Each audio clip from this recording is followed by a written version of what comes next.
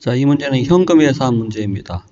문제에서 4월 말 현금 잔액, 그 월말 현금 잔액을 요구했어요. 현금 예산은 현금 계정입니다. 현금 계정. 우리 현금 계정 T 계정에 나타내 보면은 기초 현금, 자 그리고 현금이 유입되면은 현금이 증가하죠. 그다음에 현금이 유출되면은 현금이 감소. 자 그리고 기말 현금 이렇게 해서 작성하게 됩니다. 자, 그래서 4월달에 현금 계정을 생각해 보면 되는데, 기말현금 물어봤기 때문에 요거 구하는 거죠. 자, 4월 1일 기초현금 잔액 2만원입니다. 그래서 요게 2만원. 자, 그래서 현금 유입하고 현금 유출 항목을 더하고 빼고 하면 4월 말 현금 잔액이 나오겠죠. 자, 그래서 현금 예산은 현금 계정을 생각하면 됩니다. 그래서 4월 기초현금 2만원 기입했습니다. 자, 그리고 현금 유입 항목. 일반적인 영업활동은 모든 회사에서 다 수행하기 때문에, 즉 매출활동, 매입활동은 모든 회사들이 다 수행을 하죠. 그래서 현금 유입 항목의 가장 일반적인 반드시 구해야 되는 항목은 매출대금 회수액입니다. 현금 항목 매출대금 회수액 무조건 계산해야 돼요. 자, 유출 항목은 매입대금 지급액입니다. 매입대금 지급액. 매출대금 회수는 현금 유입, 매출대금 회수, 매입대금 지급은 현금 유출입니다. 그래서 기본적인 항목들을 구하는 문제죠. 그래서 객관식 문제 매출대금 회수액만 별도로 물어보는 문제가 있고, 그리고 매입대금 지급액만 별도로 계산하는 문제가 있는데, 이 현금에서는 이것들을 다 이제 합해가지고, 이 문제는 지금 사실 간단한 문제인데 여러 가지 내용들을 복합적으로 내면은 현금에서 문제가 상당히 어려워질 수 있습니다. 시간도 걸리고. 그래서 그렇게 이제 복잡한 것들을 다 넣어서 계산하면은, 요구하면은 시간이 너무 많이 소요되기 때문에 그런 것들은 주로 2차 시험에 다뤄질 수 있고, 객관식 문제에서의 현금 예산은 주로 이제 비교적 간단한 형태 위주입니다. 그래서 이 현금 예산 문제가 좀 어려워지면은 이 계산량이 좀 되기 때문에, 혹시 시험에 현금 예산 문제가 나오더라도 너무 시간이 많이 걸릴 것 같으면은 풀 수 있어도 스킵했다가 나중에 시간적인 여유가 있을 때 푸시기 바랍니다. 문제 풀더라도 한 문제에 시간을 너무 많이 투입해서 풀면 잘못하면 과락 위험도 있고, 그래서 항상 그런 시간 배분을 1차 시험에서는 특히 고려를 잘 하셔야 됩니다. 자, 매출대금 관련돼서 생각해 봅시다. 우리 매출대금 회수액 계산하는 스케줄은 매출월, 매출액, 회수월입니다. 매입대금 지급액 계산하는 스케줄은 반대로 매입월, 매입액, 지급월 이렇게 되죠. 자, 지금 보면 매출대금은 판매한 달에 80%, 다음 달에 19%, 나머지는 회수 불능입니다. 그래서 판매한 달 포함해서 총 2달에 걸쳐서 회수되는 문제입니다. 자, 지금 4월 달에 회수액을 구하는 거니까 4월 회수액, 4월 그 달 포함해서 항상 앞으로 갑니다. 그래서 4월 포함해서 2달이니까 3, 4월 달에 매출액을 알면 됩니다. 3월 달 매출액은 여기 8만원 나와 있죠. 그래서 8만원 대입하고, 4월 달 매출액은 7만원 별도로 주어져 있습니다. 7만원 대입하고, 자 4월 그 달이죠. 그 달에는 80%의 매출대금이 회수되기 때문에 매출대금 7만원에 80%에서 56,000원 회수되고, 자 3월 4월은 그 다음 달이죠. 다음 달에는 매출대금의 19%가 회수됩니다. 그래서 8만원에 19%에서 15,200원 더하면 71,200원이죠. 자 그래서 이렇게 판매한 달 포함해서 2달에 걸쳐서 회수되는 문제는 4월이면 4월 포함해서 항상 앞으로 한 달, 해서 3, 4월 매출액을 파악해 가지고 계산하시면 됩니다. 그래서 여러분들이 이런 이제 훈련이 돼 있으면은 사실상 실전에서 이거 일일이 이 포맷을 그릴 필요도 없어요.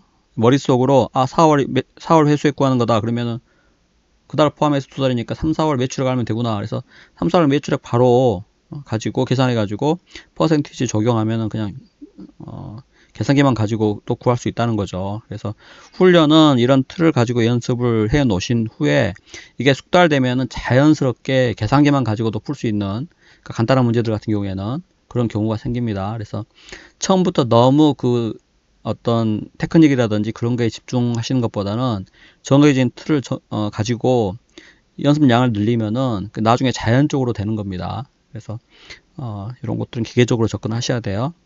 그래서 4월달 매출대금 회수액은 71,200원입니다. 자, 매입대금 같은 경우는 매입한 다음 달에 매입한 다음 달 10일까지 지급하고, 그러니까 그 달에는 지급 안 한다는 거죠. 다음 달에 지급하는데 2% 현금 할인을 받고 있습니다. 결국 매입액의 98%만 지급한다는 거죠.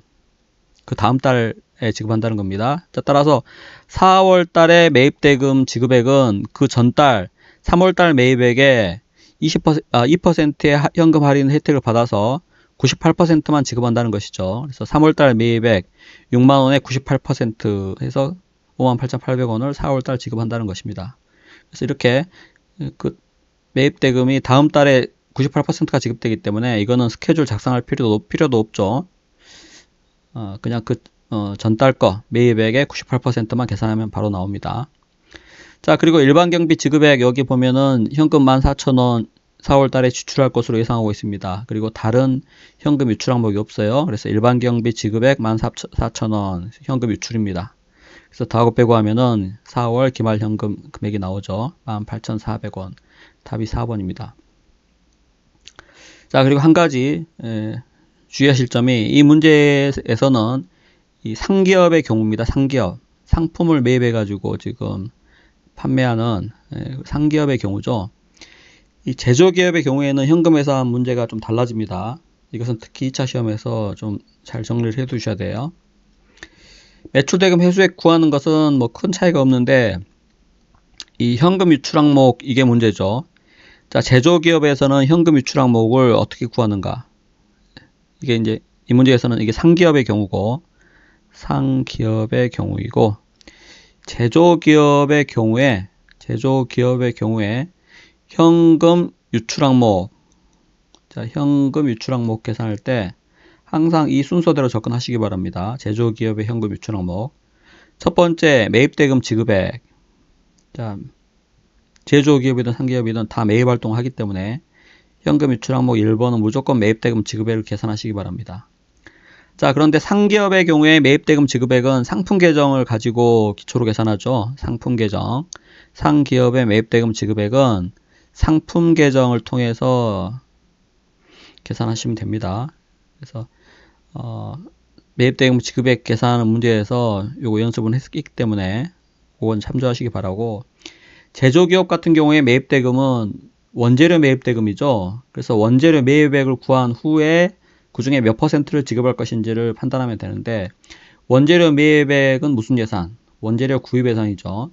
그런데 원재료 구입 예산을 구하기 위해서는 먼저 어떤 예산을 작성해야 된다? 제조 예산이죠. 자, 그래서 제조기업의 경우에 이 매입대금 지급액을 구하기 위해서는 순서대로 제조 예산과 원재료 구입 예산을 문제에서 요구하지 않아도 작성을 해야 됩니다. 자, 그렇게 해서 원재료 매입액을 파악한 후에 그 중에 몇 퍼센트가 지급될 것인지를 계산해야 한다는 거죠.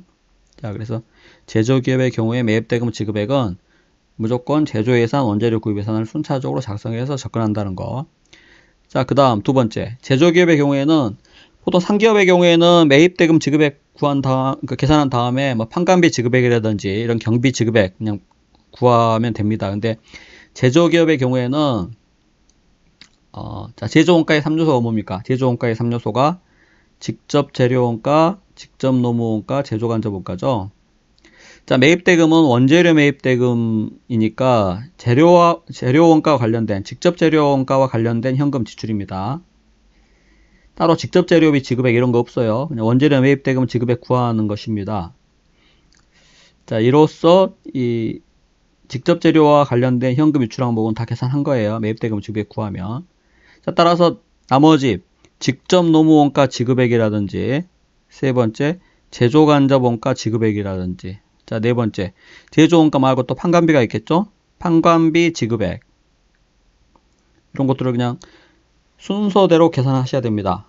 2차 시험 문제 같은 경우에 문제가 길고 복잡하면은 문제 자료를 읽고 그 하나하나 체크해 갖고 계산하려면은 하다 보면은 꼭 한두 가지 빠뜨릴 가능성이 높습니다. 그래서 기본적인 거를 먼저 계산을 하고 난 후에 혹시 빠진 현금 유출 항목이 있는지 없는지를 체크해서 접근하시는 게 훨씬 계산도 빠르고 더 정확하게 풀 수가 있어요. 그래서 순서대로 제조기업의 경우에 매입대금 지급액, 직접 노무원가 지급액, 제조간접원가 지급액, 판관비 지급액, 그냥 순서대로 이거는 거의 암기할 것도 없죠. 뭐 제조 원가 3요소 관련된 거, 그다음 판관비니까 이렇게 접근하시면 되겠습니다. 이때 또 한 가지 주의하실 점, 직접 노무 원가와 변동 제조 간접 원가 같은 경우는 제조 원가이기 때문에 무엇에 비례한다? 생산량에 비례하죠. 그래서 생산량 기초로 해서 이 변동 원가 지출액을 계산합니다. 자, 그런데 판관비 지급액 중에 변동 판관비 같은 경우는 무엇을 기초로 해서 계산한다? 판매량에 비례하죠. 그래서 판매량을 기초로 해서 변동 판관비 지급액을 구한다는 거 꼭 주의하시기 바랍니다. 자, 그리고 한 가지 더 말씀드리면, 여기는 현금 유출 항목이기 때문에 이 제조 간접 원가와 판관비 중에는 현금 유출을 수반하지 않는 항목, 즉 감가상각비가 있죠. 그래서 여기 이 두 가지 것과 관련해서는 현금 유출 항목에 반드시 감가상각비가 있으면 감가상각비는 현금 유출 항목이 아니므로 감가상각비를 제외한 고정 제조 간접 원가, 고정 판관비를 현금 유출 항목으로 계산해야 한다는 것이죠. 그래서 그 점 꼭 주의하시기 바랍니다. 이런 식으로 이 현금 예산 문제와 관련해서 전체적인 틀을 반드시 정리하고 있어야 문제를 보면 순서대로 뭐 이거 이런 흐름으로 접근해야 된다. 이런 플랜이 짜져 있어야 실제 문제에서 빠르게 풀 수가 있지. 그 계산 오류도 없이 정확하게. 그냥 문제 그때 순발력에 의해서만 접근하게 되면은 이게 이제 막 감이 좋을 때는 별 문제가 없는데 이게 한 과목만 공부하는 게 아니죠. 다른 세법 과목도 있고 다른 암기 과목도 있고 그런데 이게 이제 약간 감이 떨어지거나 공부한 지 조금 시간이 지난 경우에는 이런 게 순발력에 의해서 풀다 보면은 꼭 실수가 생기고 갑자기 아무 생각이 안 날 수가 있습니다. 그래서 이 전체적인 틀을 꼭 정리를 해놓고 그 순서대로 기계적으로 숫자만 대비해 가면서 그 틀 안에 숫자를 대비해 가면서 푸는 형태로 해서 그 정도로 연습을 해 두셔야 틀을 완전히 머릿속에 그냥 박아놓은 뒤에 접근을 해야 짧은 시간 내에 정확한 답을 구할 수가 있다는 것이죠.